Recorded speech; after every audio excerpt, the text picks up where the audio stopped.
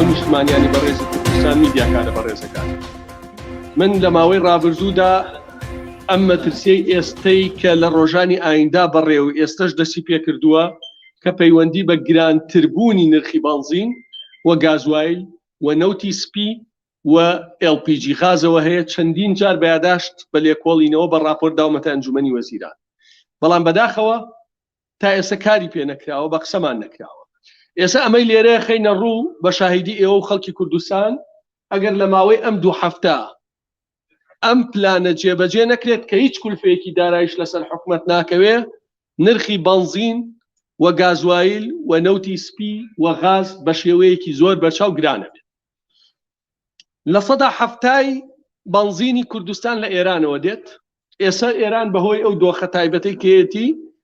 بەنزین نەوتی سپی گازوایل لە ئێرانەوە بۆ کوردستان ڕائەگیرێت ئەوەی کە دێت کۆمەڵی مەوادی پترۆکیمیاوی مەترسیدارە کە ڕیفۆرمەیتە میکس ڕیفۆرمەیتە زایلینە تەورێزی قورسە MTBE ئەمانە مەوادی مسەتەنن لە کۆمەڵێک پاڵاوگەی بێمۆڵەت تێکەڵەکرێن کوالێتی سیارە شتێکەدا مەکینەی سیارە شتێکەدا و بەگرانی شەفرۆشێ ئەگەر ئێستا 800 بێ بەلای کەمەوە ئەم مادە مەترسیدارە سەرەتانیە خراپە ئەبێتە 1000 بۆ 1100 بەنزین لە دوو هەفتەی ئایندا ئەم پرۆژەی ئێمە گوێمان لێگیرێ بە قسەمان نەکرێت ئەبێتە 1300 دینار ئەوەی کە بەنزینە ئەویش ئەگەر لە دووبەیەوە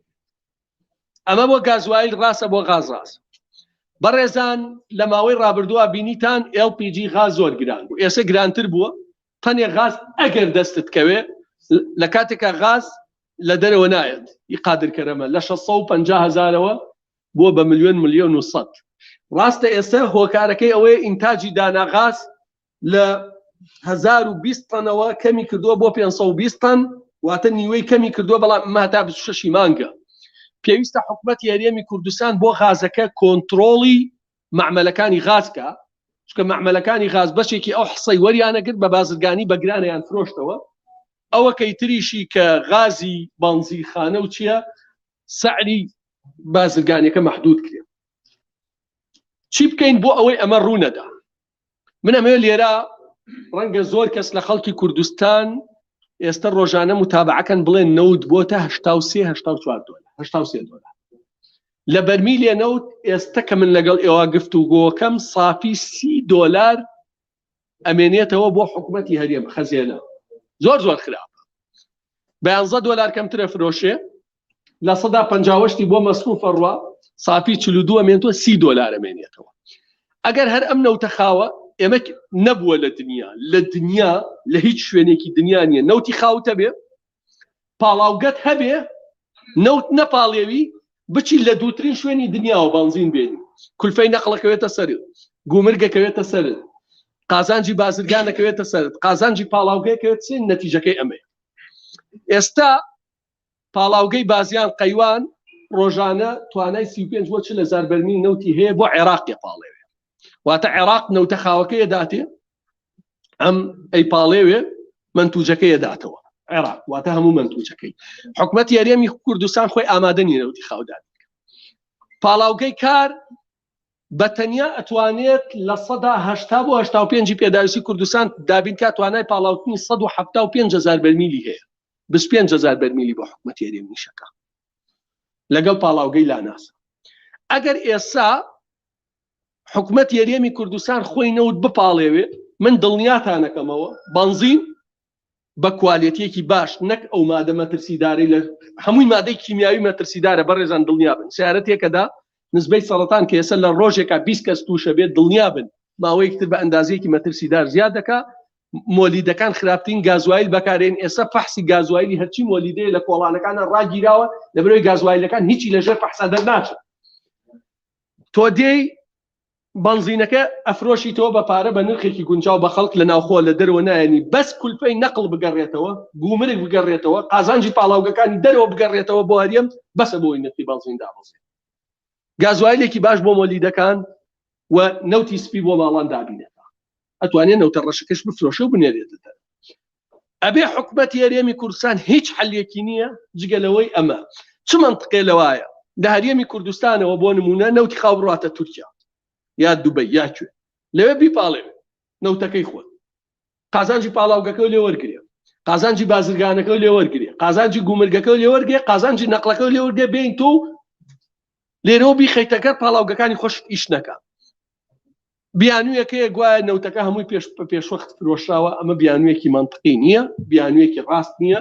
چونکە ئێستا توانای هینتاج هەرێمی کوردستان 450,000 نەوتە و بۆ LPG-یەکەش لە دوای 26 مانگەوە ئینتاجی داناغاز وەک خۆی لێتەوە زیادەکە ئەبێ کارگەکان کۆنتترۆل کرێ هەولێر 13 سیارەیە ڕۆژانە 13 بێ نەک 20 بدرێت و حوتی بفرۆشێ لە ژێرەوە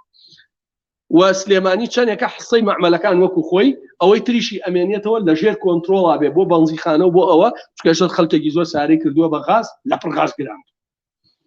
و بۆ ماڵان و شۆفاش و تا دواتر بۆیە من ئەمەم پێشتر ئێستا بە پوختم باس کرد بە لێکۆڵنەوەیەکی زۆرتر وەکو سەرۆکی لیژنەی وزە و سامانە سروشتیەکان نردومە بۆ حکوومەت لێرەش دیسانەوە تاکید یەکەمەوە لە 2 هەفتەی ئایندا ئەم پرۆژە ئیشی پێ نەکرێت چکە یەک قەرارە ئەمڕۆ ئەنجومەنی وەزارەتی لە کۆبوونەوە ناتوانێت ئەم قەرارە بکات دڵنیا بن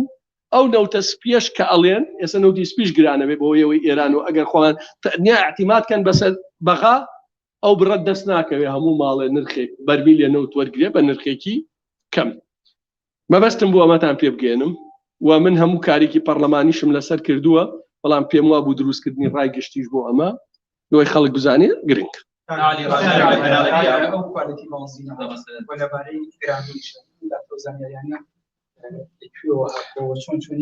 کاکە من سەرۆکی لیژنەی وزە و سامانە سروشتیەکان ڕۆژانە بۆ پاڵاوگەکان بە دوواداچوونەکەین بۆ خاڵە سنووریەکان لەگەڵ ئێران لەگەڵ بازرگانەکان ئەمە نەتیجەی بە دوواداچوون ئەمە نەتیجەی بە دوواداچوون چەندین پسپۆڕی کیمیاوی هەیە لە بواری کیمیا لێکۆڵینەوەی کردووە دوو من پێتەڵێم ئێستا بڕۆن بۆ بەرهەمەنەوتەکانی سلێمانی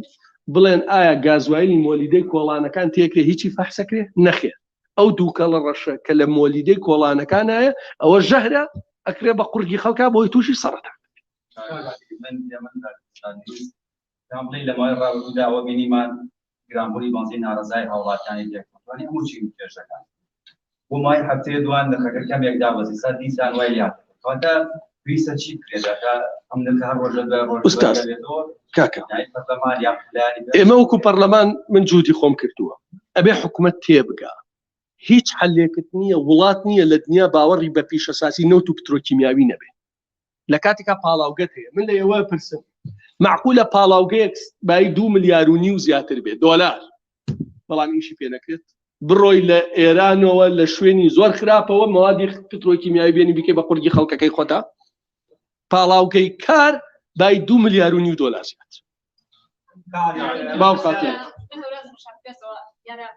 پێش هەڵبژاردن حکوومەتی ناوەند بەنزینێکی هێنا ئەمە چارەنووسی چییە بەبێ هیچ ڕێکەوتنیە بۆ چی بوو لە پڕەما بەڵێ لە دوای مؤتەمەرەکەی هەولێر ئەوەی ڕەبتی بەوەی باسی ئیسرائیل و علاقات ئیسرائیلیان کردو هەندێ عەرەب و ئەوانە ڕاگیرە بەڵام ئەوەش هەلێم ئەزمە ناکە خواست لە بەسەر بەنزین لە کوردستانە نزیکەی 5 ملیۆن ئەوان هەر ملیۆنێکیانەنا بەڵە گرنگە بەڵام کێشە دروستەکان لە چەند بەنزینخانەیە کە توانی بیدەی بۆ نمونە بە 690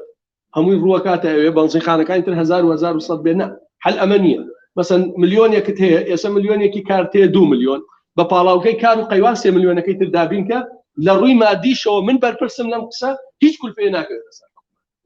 ئەو وڵاتانەی دنیا هەمووی بەنزینە و پیشەسازە بەس 12 دۆلاری داشکاندنت بۆ بگەڕێتەوە 10 دۆلاری کرێی بۆریت بۆ بگەڕێتەوە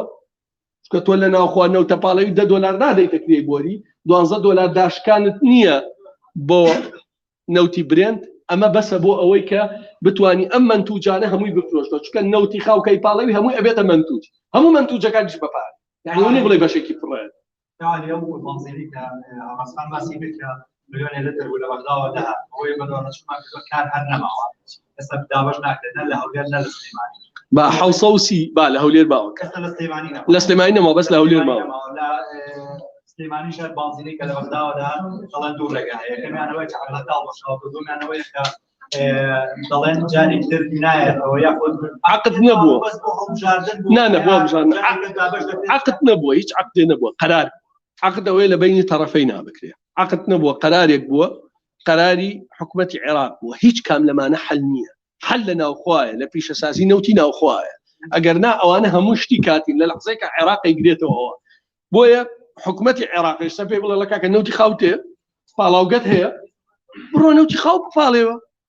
بۆیە ئەمە حەلە و هیوادار یعنی ئەم مسجە گەشت بێت ڕێکەوتن نەبووە قرارێک بووە حکوومەت ئەمان تەڵەبێکیان کردووە ئەزمەمان لەسەرە وەزعمان خراپە دەعمان بکەن ئەوانش کتابێکیان کردە 1.5 ملیۆن کتاب بە کتابەڵەوە شێت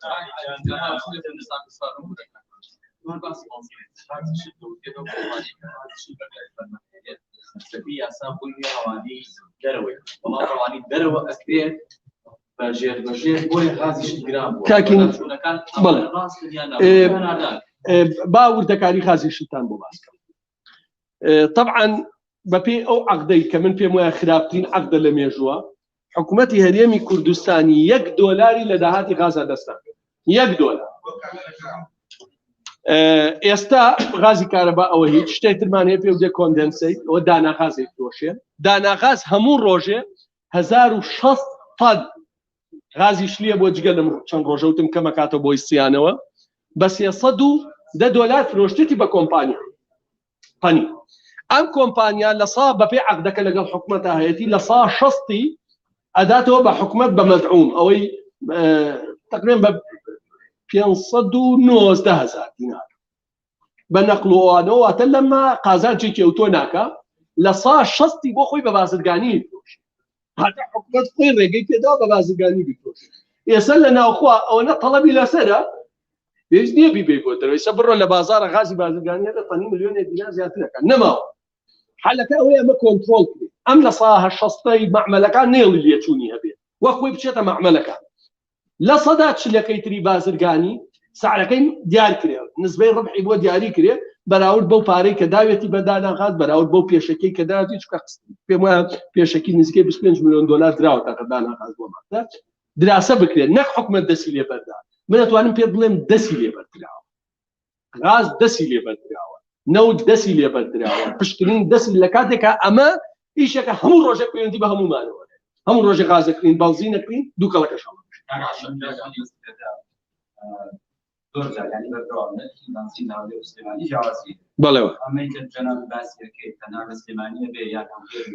بەڵێ جیاوازی هەیە لەبەر ئەوەی ئەمەی کە پێتان ئەڵێم پاڵاوگەی کار ڕۆژانە نزیکەی 1 ملیۆنێک لتر بەنزینی هەبووە ئەم 1 ملیۆنە لترە بۆ 2-3 شوێن قۆرخ کرابوو پێیانەدان بە 620 دینار بەبێت یعنی دوێتە تۆ نادرێتە ئەوانیش لە بەنزینەکانەکانی خۆیان بە تایبەتی سن ئۆیل و هەندێک شوێنی تریش ئەیاندا بە 660 ئێستا دوێنێ من چوم خۆم مەیدانیان لە هەندێک شوێن کار نووسا 730 لە هەندێک شوێن نۆرماڵێکی زۆر خراپتر لە کار نووسا 850 بۆیە دۆسیەی بەنزین گازوایل نەوتی سپی غاز فەوزایە لە کوردستانە من ئەمەی کە ئێستا بە پوختی بەرلێکۆڵینەوە بەش ئەویمان ئاراستی حکوومەت کرد هۆکاری بەرزبوونی نرخی بەنزین دائما تو هۆکاری بوونی لە دوو یانی بوونی لە بەرزبوونی نرخی دۆلار و لەبوونی بەرهەمی ناوخۆ پێشتری شەر بەنزین بەرهەمی ناوخۆ نەبوو لە دەرەوە نرخی دۆلاریش چەند مانگێک دەچێتیرە بۆچی ڕۆژ بە ڕۆژ نرخی بەنزین بەرزەکەوە مەبەستێ لە پشتیەوە بەڵێ یەکەم کاتێک کە تۆ لە ناوخوا پیشەسازی بەنزینت نییە